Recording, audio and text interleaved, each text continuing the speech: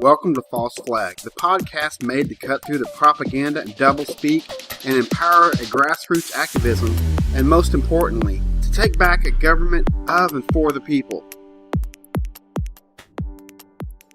So this is part 2 of media on our podcast. One thing I wanted to bring out was in an article that's going to be up on this YouTube on corporations, on media, is going to be from the Washington blog. And this came directly out of Nielsen's, Nielsen ratings, that each day they found out that their reporters, which are these households that get to be, were watching 4 hours and 32 minutes of television. They listened to the radio 2 hours and 45 minutes. They were using a smartphone 4 to 5 hours and using another 2 to 3 hours on the internet. So look at all those media inputs that are coming into this family from 6 conglomerates that are dictating advertising, dictating everything in our culture. I'm going to jump in on this. That's one of my terrifying things that I don't like about it. Well, it's not just Google. It's everything. Is they shape what you see by what you've clicked on. Right. If you get on YouTube and start clicking stuff about how immigrants and Muslims are destroying America, that's going to be all, after a week or two, that's going to be the only video feeds that pops up on your feed. All the news stories, that's all they're going to be about. And when you're in an echo chamber, your views become more and more extreme. I read a Psychology Today article about that. It's if you get everybody together that have similar political beliefs and have them start talking, it notches up on what they think is acceptable. Well, the story in the Washington blog says if you feed 5 hours of something into your mind every day, day after day, it is going to change you. Now, let me just kind of quickly go over a few things. Let's look at Comcast.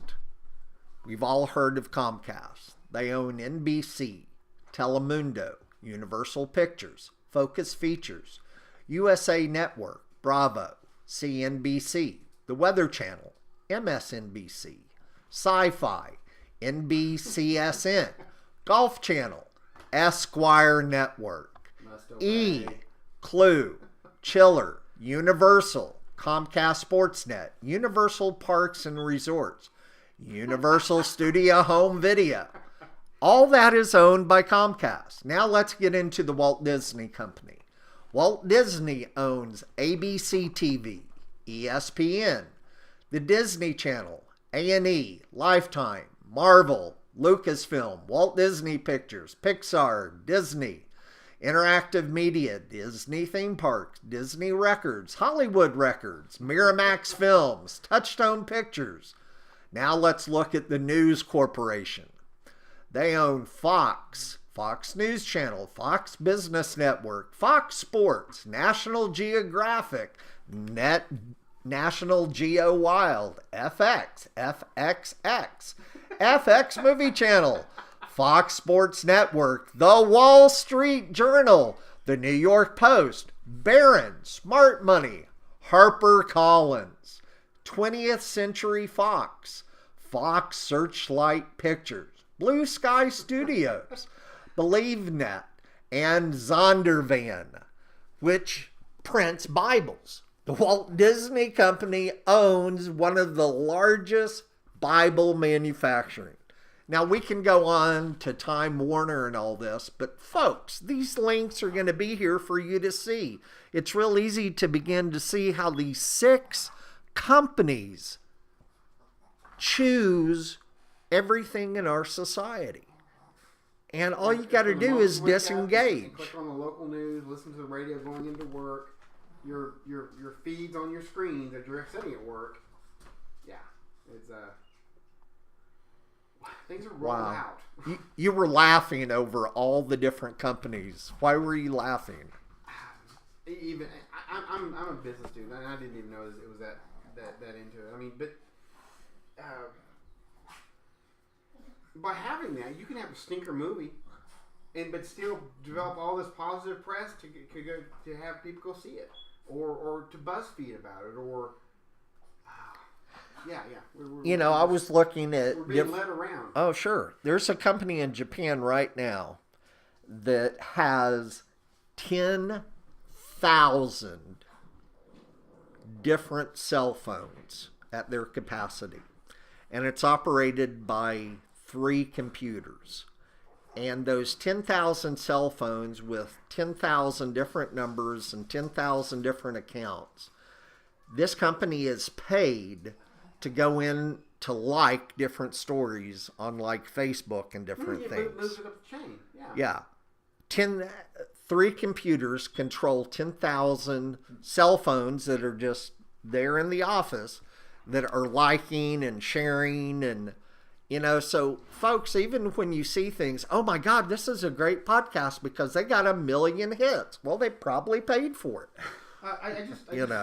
This last week, I went to a entrepreneur seminar in Oklahoma City, and they had one of the speaker. I was talking to some of the audience members, and one of them, he runs a social media company, and that's what they do. And like Facebook, everything you post, maybe 10% of it actually goes out to your friends groups. Now, if you pay, oh yeah, you have access to everybody, and you have access to people that will click no matter what. And yeah, it's the thing, you can build all sorts of buzz around your product or your ideal or your news story just by dropping 20 in Zuckerberg's back pocket, and all of a sudden it becomes a real news story or a real viral video. Back in the day of MySpace, when I was working in the independent music business, there were some bands that I worked with, and the local music scene was such that someone made a comment one day, well, my God, that band, they got something placed on the MTV reality show, and also it's just like, have you been to their MySpace? They gained 60,000 new fans last week.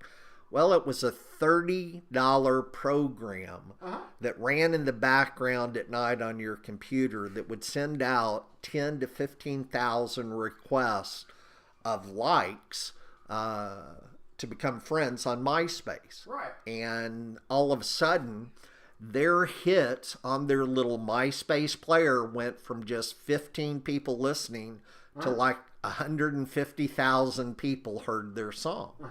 And they paid a service that got them into the MTV rotation of what they listened to on the reality show.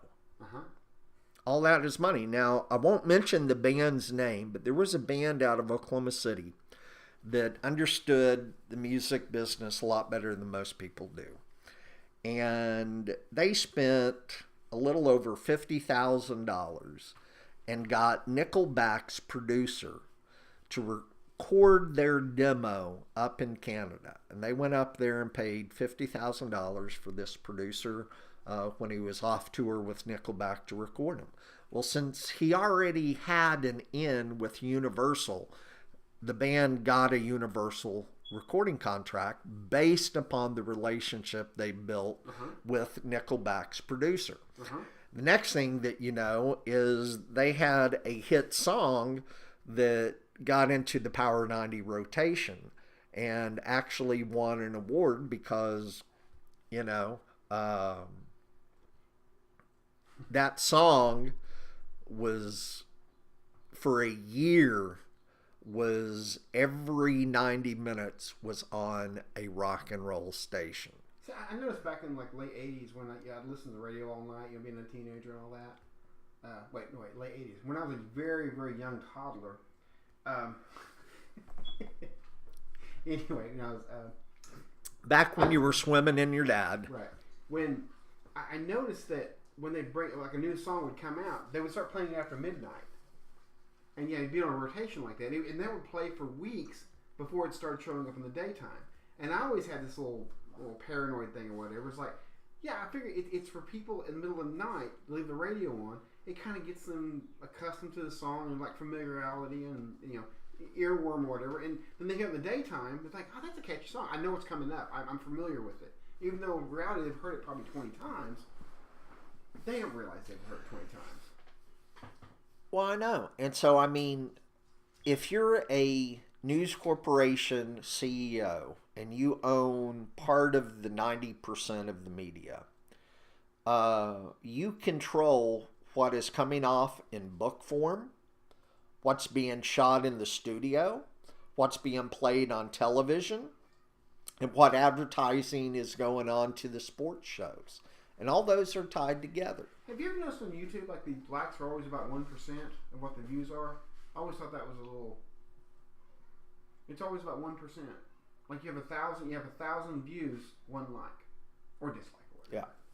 Well, we knew even in the music business that if you only get 1% back for what you put out, meaning that if I wanted 150 people to come to a show, I was going to have to put out close to 300,000 flyers 2 weeks in advance. Wow, really? Okay? Wow. And it's all a science.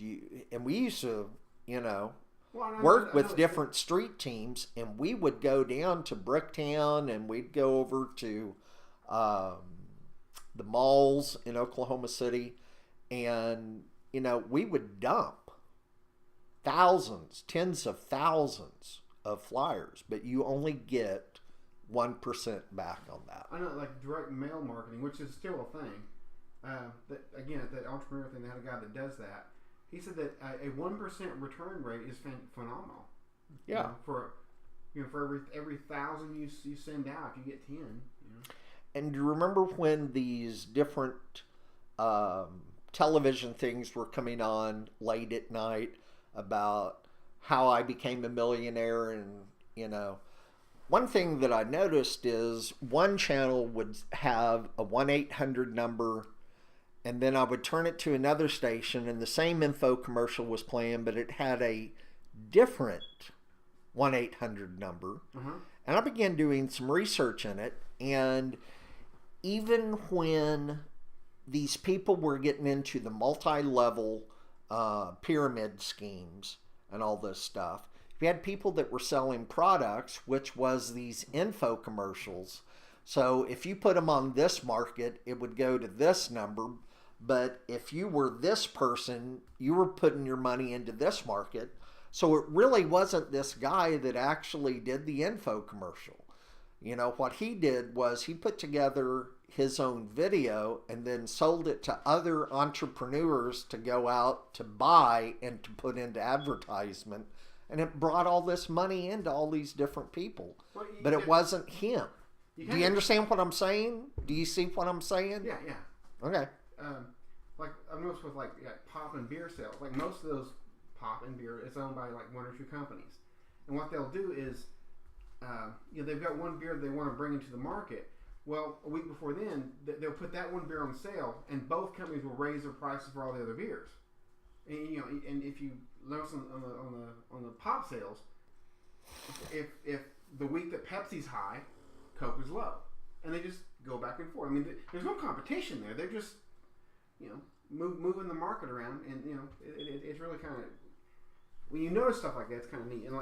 And I know this with like all retailers and stuff like that, they always raise it 20% the month before, and then have the 10% off. Yeah. Well, which is technically illegal. You can't actually do that, but they do it. Oh, yeah. We they had do a it all the referendum time. that addressed that here a while back about the beer sales. Uh-huh. Part of that was that the local producers could distribute the stuff to retail direct from the small little producers could directly retail it, or they could distribute it through a wholesaler, but they couldn't do both. That's what, yeah. You had to pick one or the other. So, I mean, getting back to what I said at the beginning of this topic in the podcast before the one you're listening to now. A friend of mine was complaining about the news and how it just really bothered this person. You know, well, the reason why is that news is being funneled by whoever owns that company. You know, and if it's part of the conglomerate, then you're part of just the echo chamber of what that 90% wants. 6 companies own 90% of media. So, I mean, is that not a monopoly in itself? I think the general public needs to understand that they're being conditioned, they're being indoctrinated all day long. Anytime you turn something with all on switch or read anything, you're being indoctrinated. That you need to understand that. The movie I referenced in the last podcast last week or whatever was like they were talking how Rudolph Murdoch stole or destroyed the media or something like that. I mean, it's got his name in the title. It shouldn't be hard to find. But one thing they use is to get around libel laws. All you have to say, it's been said. You make it a third party. Right. It's been said that you do terrible X and X things. X and X. You want to respond to that. Well, in an interview or situation or a news break, you can totally destroy the other person. Just whatever you want to make up because it's been said. Mm-hmm. Sure, that's kind of like the lawyer's whole deal. You know, are you still beating your wife? Yeah, are you still beating your wife? Yeah. But they go through and because of that little loophole, I think it was the Kerry Bush election, and yeah, they would go after Kerry. Like all these, it's been said that he pooped his pants in the fire. Yeah. Anything can be said, huh? Yeah. Mm. So, I mean, if you're going to get upset at what you're watching in the news, then, or reading in the newspaper, realize that, you know, it's the 6 corporations that own 90% of all media is dictating, you're taking all that shit in. So, of course, you're going to have shit coming out. You know, if you want to get away from that, you got to look at real news sources. I mean, that's one of the reasons a lot of people during this last election were tuning into the Young Turks because they were for Bernie Sanders and they respected Bernie Sanders and his message. So it was the only place for people to get information on the Bernie Sanders campaign because NBC, ABC, and CBS and Fox was not covering it. Have you heard, like, Fox ratings plummeted, and it wasn't just because of Bill O'Reilly getting kicked out. It's the fact that they are so pro-Trump, and Trump has just stumbled so poorly the last 10, 15 years. He's stumbled so bad that there's nothing they can really, like the big stories of the day, they're completely ignoring them. And so people, you know, maybe pro-Trump people are tuning into the Fox News, and they're not even getting updates on the scandals. So Fox is just completely ignoring it. So they're forced to go other places or just turn the TV off. And the Morning Joe guy, he had the thing this morning. I was really proud of him because I mean he kind of bucked the trend. He said that he held the paper up. It's like Republicans are lying to us. You know, they're gutting these programs. They're peeing on every campaign promise they ever did, and they're just standing up and lying to us in the face. Own this, or just stop lying to us. It was a 20-minute rant. I was just, you know, because they just drank their own Kool-Aid. I mean, they've got to the point where, love them or hate them, Republicans were known for their principles. Yeah. And that's just not the way they are anymore. Sure. Sure. I mean, it's for the big donors. That's it. Well, let's hope that you've learned something about news media and how you cannot trust mainstream media. And if you're getting your news from mainstream media, you're not getting the real news. You're getting whatever they want you to get. They call that propaganda? Yeah, it's propaganda. Yeah. Propaganda is not a dirty word. It wasn't until Nazi Germany and all that stuff that propaganda was a dirty word. But propaganda is just basically telling your side of the story. Sure. So thanks for joining us. The next episode, we're going to hear a lot And if you're beginning to see a lot of these podcasts, if you listen to them one right after the other, they're all kind of coming back into a circle, how corporations are controlling a lot of different things, which will lead us into the Federal Reserve. We're going to hear exactly what the Federal Reserve is all about. Thanks for joining us. Thank you.